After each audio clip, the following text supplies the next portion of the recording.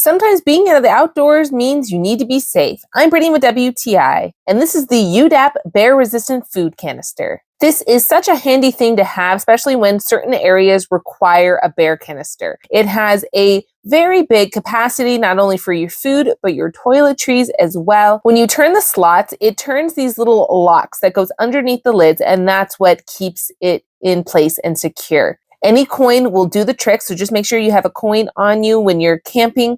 And once it is turned, you can have full access to the space here. When you turn to close it, it is going to be fixed in place, not move, even if it gets knocked over, and keep it safe. Just slide the lip of the top into the crevice. This is going to give it a flush closing. When you are backpacking, you need to make sure your bear canister is far away from your tent, but obviously close enough for you to get to access any of your necessities. The idea is that you would be able to carry this in your backpacking backpacks. This really made our trip to Mount Whitney worry-free, and it also allowed us, when we freed up more space, to put in our fuel, trash, and to enjoy the rest of our hike in Mount Whitney. But that's just my point of view.